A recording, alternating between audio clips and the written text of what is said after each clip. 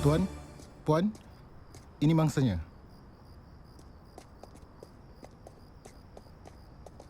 Stephanie, kami faham ini mungkin situasi yang sukar. Tolong ceritakan apa yang berlaku. Saya berjalan balik rumah dari kerja. Dekat jalan tu, kawan saya teks saya pasal kita nak bercuti ke Jepun. Dia kata cuti dia diluluskan. Lepas tu, awak dengar atau nampak penunggang tu datang? saya tak berapa perasan. Bila saya nampak je, dia dah berada depan saya. Awak ingat tak macam mana rupa dia atau apa yang dia pakai? Dia pakai macam pelitup atau kain untuk tutup muka dia dan hoodie warna biru. Dan e-bike macam mana yang dibawa?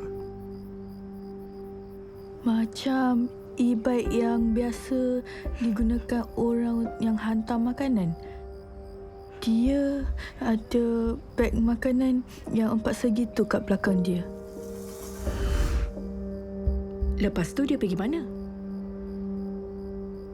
Dia terus meluncur laju pusing kat jalan tu. Dan awak buat apa lepas tu? Saya terperanjat. Tapi saya segera panggil polis. Terima kasih kerana cepat buat laporan. Awak buat yang betul, Stephanie. Okey, tumpang dulu ya. Jangan risau, Stephanie. Kami di sini untuk bantu. Suspek kita tunggang e-bike pakai hoodie biru dan pelitup muka. Kemungkinan penghantar makanan. Tanyakan penduduk, periksa kalau mereka ada pesan apa-apa atau ada terima penghantaran sekitar waktu ini. Tanyakan kalau mereka ada CCTV yang diajukan kat situ. Baik, Tuan. Selamat malam, Cik. Ya? Awak ada terima apa-apa order? Order? Ya. Tak? Okey, terima kasih, Cik. Selamat malam. Hai, Cik. Awak terima sebarang penghantaran? Tak? Awak nampak sesiapa lalu? Tak?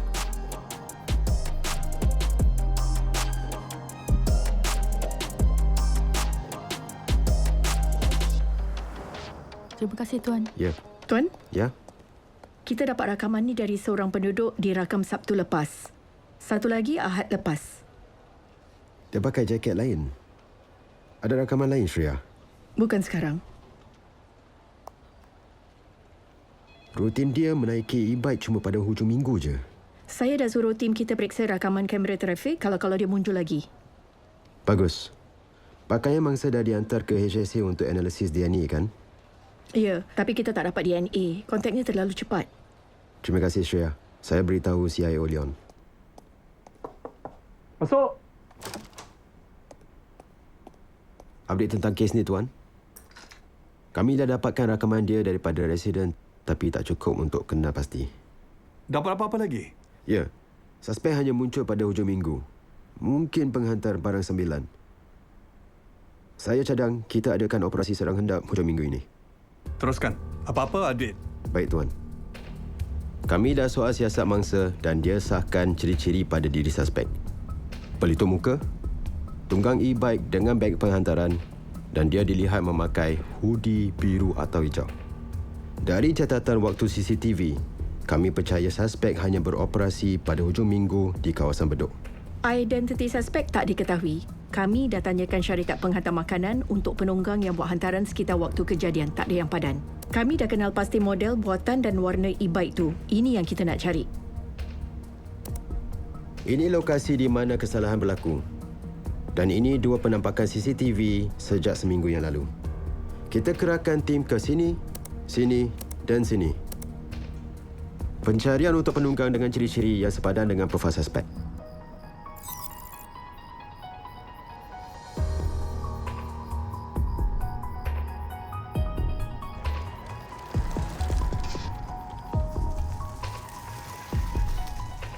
Kemungkinan suspek dah kesan.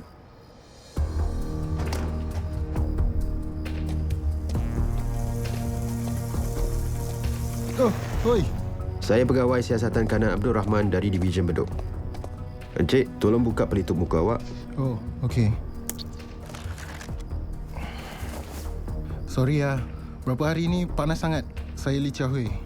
Encik Lee, sila langkah daripada e-bike awak dan buka beg hantaran tu.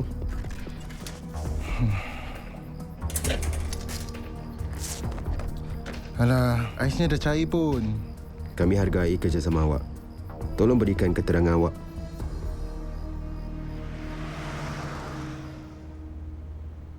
Tuan, kami dah periksa alibi Lee Chia Hui. Dia sedang buat penghantaran di Tampines masa kejadian tu. Okey, terima kasih.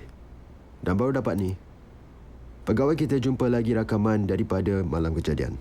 Yang ni, jam 8 malam. 10 minit lepas laporan OM dibuat. Dan ni, beberapa minit kemudian. E-bike sama, tapi sebenarnya itu jalan mati. Maknanya, dia masuk cuma untuk tukar pakaian. Itu sebabnya dia dilihat 2 kali dengan hoodie birunya. Tapi, tengok ni.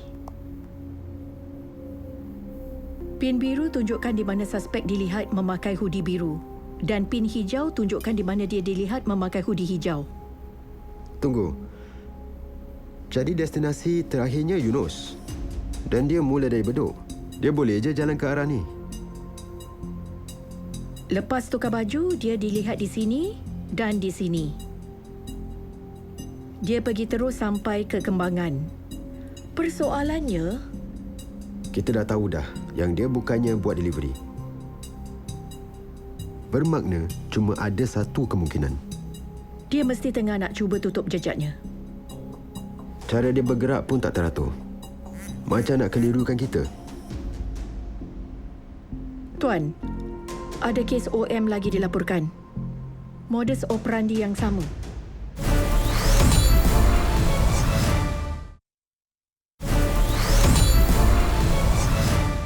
Sebelum berhenti rehat tadi, kita menyaksikan satu lagi kes mencabul kehormatan dilaporkan. Apakah tindak balas yang akan dilakukan oleh pegawai polis? Ketahuinya selepas kenyataan berikut tentang keldai scam.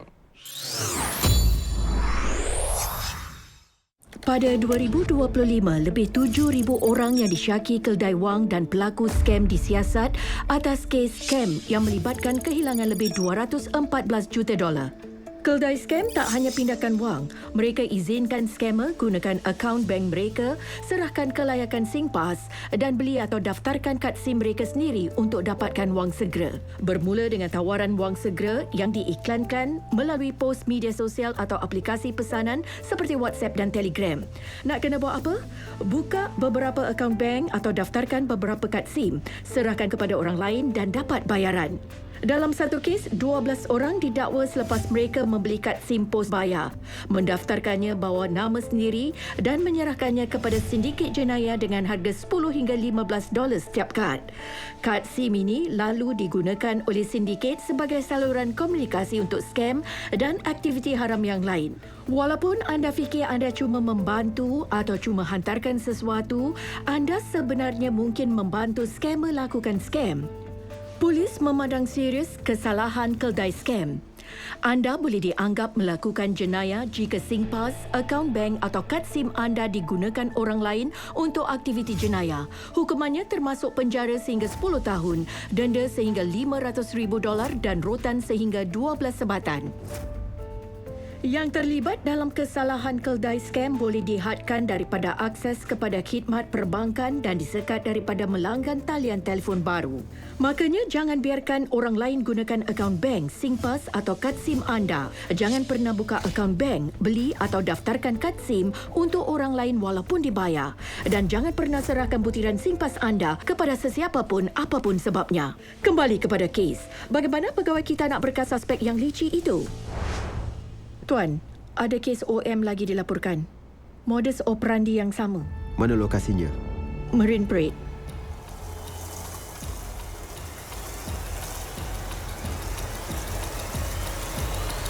Hey, kenapa sentuh aku?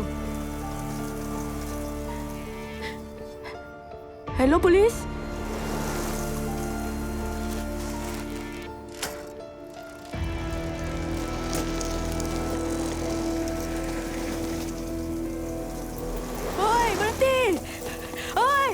Berhenti!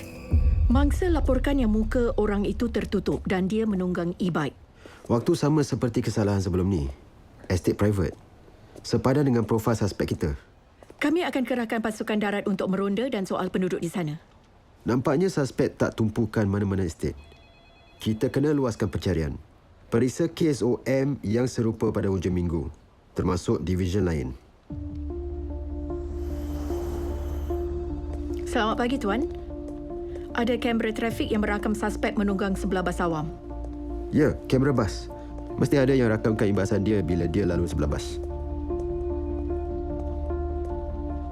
Mereka dapatkan rakaman dari kamera dalam bas ketika penunggang tu lalu. Ini berlaku pada malam kejadian. Hoodie biru, e-bike serupa. Besar kan? Dia tahu kamera kat mana. Dan dia tukar baju selepas dah buat salah. Dia betul-betul cuba tutup jejak dia. Kes OM dilaporkan 12 Julai. Division Tua Payoh dapatkan rakaman kejadian dari dashcam. Tuan, kami tak dapat kenal pasti dia dari rakaman ni. Tapi e-bike kelihatan sama. Kemungkinan suspek kita. Itu sebabnya kita tak dapat kesan dia dalam operasi di Bedok. Bedok, Marine Parade, sekarang Tua Payoh. 3 kesalahan berasingan dalam 2 hujung minggu. Dan dia menunggang dalam keadaan tak menentu untuk kelirukan kita. Dia pun sembunyikan muka bila menunggang di sebelah bas awam. Kita perlukan lebih bantuan. Dapatkan semua untuk terlibat. Baik, Tuan. Tenaga Division Bedok akan dikerahkan dan Division Tanglin akan menyokong. Hujung minggu ini, kita akan mengawas kawasan yang lebih besar. Rakan kerja kita di Tua Payoh dah pun kerahkan lebih rondaan. Perhatikan tindak laku yang serupa emo suspek. Dia sasarkan wanita yang berjalan seorang. Kalau nampak sesiapa menunggang e-bike mengikori wanita dengan dekat, laporkan dengan segera. Kalau kesan apa-apa, terus berhubung dan tunggu arahan seterusnya. Ada soalan? Tidak, Tuan. Tuan? Ayo bergerak. Baik, Baik, Tuan.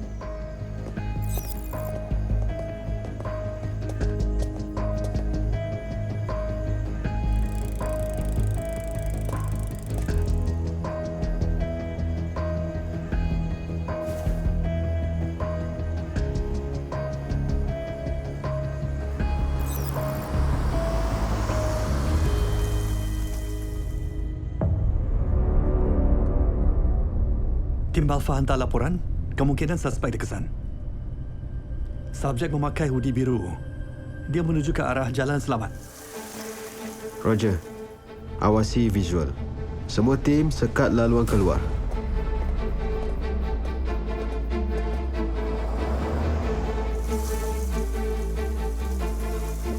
Subjek baru aja pusing ke kanan. Dia tak akan dapat lari. Kita dah sekat semua laluan. Tim Bravo, kami mengawasnya.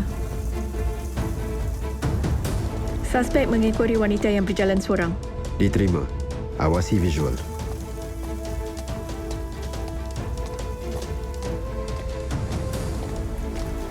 Sasaran menunggang lalui wanita itu.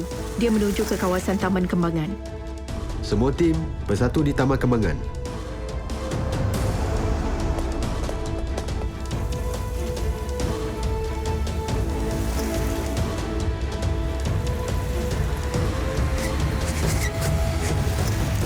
Polis, berhenti!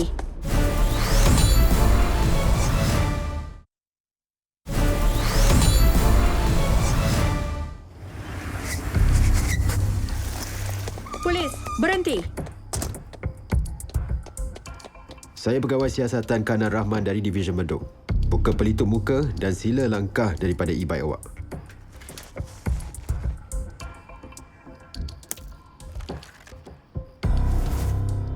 Apa yang awak buat di kejiranan ini? Hantar makanan lah. Buka beg penghantaran tu.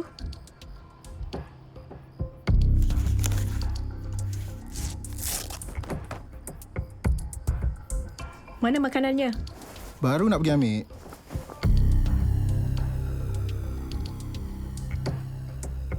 Awak dibekas kerana disyaki mencabul kehormatan. Serahkan telefon awak.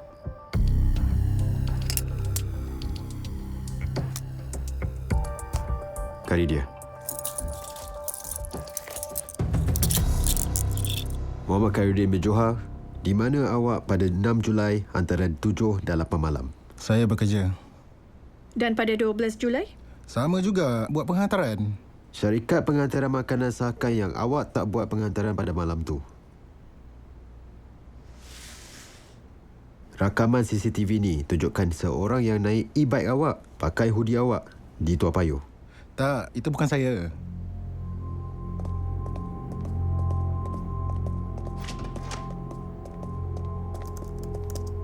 Dia sengaja lambatkan. Dia takkan boleh nak lambatkan lagi. Tuan, kami dapatkan semua video dari telefonnya.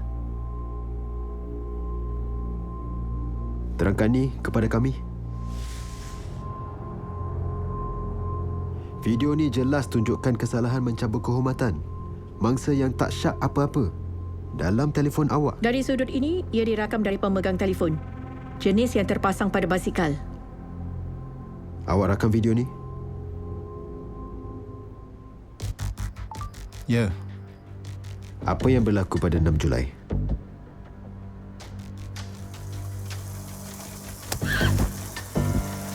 Apa yang awak buat lepas tu? saya pergi satu sudut dan cepat-cepat salin.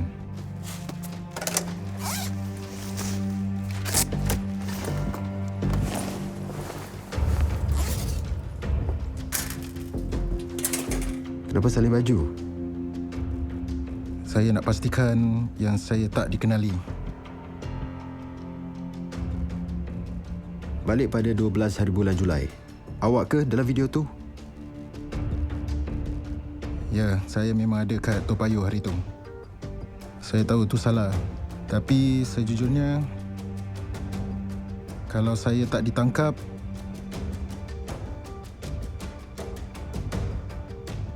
mungkin saya tak berhenti.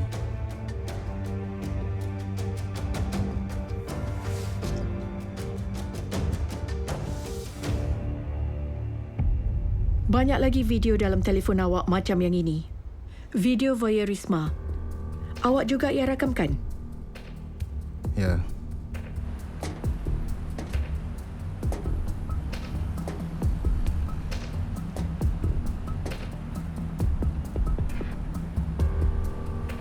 Kita jumpa 19 video macam ni di telefon awak. Awak yang rakam semuanya?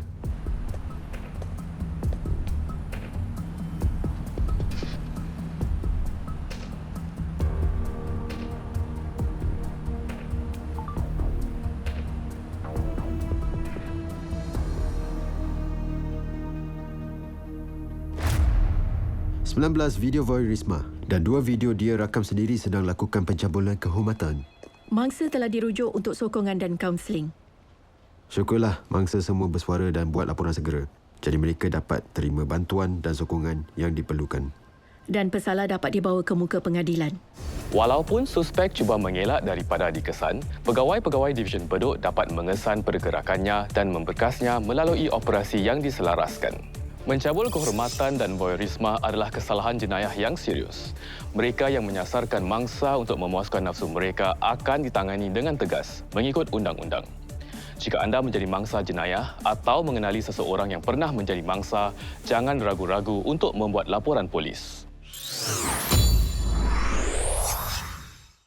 Cara reaksi masyarakat terhadap mangsa jenayah seksual boleh membuat perbezaan yang besar. Hari ini, saya berbual dengan ASP Victoria Kate Goh, Pegawai Siasatan Kanan dari Cawangan Jenayah Seksual Serius, Jabatan Siasatan Jenayah. Hai Victoria. Hi Paige. Bila mangsa mula-mula tampil untuk berkongsi pengalamannya atau membuat laporan polis, apakah yang paling diperlukan? Selalunya mereka perlu tahu yang kita di sini untuk membantu mereka. Mangsa nak rasa selamat, disokong dan didengar, dan dengan tampil ke hadapan itu langkah yang betul dan berani. Respons pertama kita sangat penting kerana ia boleh mempengaruhi sama ada mangsa berasa mampu untuk maju ke hadapan untuk dapatkan bantuan. Kita boleh lakukan ini dengan mendengar dan berusaha memahami keadaan mangsa pada masa itu dengan selamat. Hari ini, kita berada di pusat One Safe yang bertempat di Kompleks Polis Kantonmen. Ceritakan tentang kemudahan ini.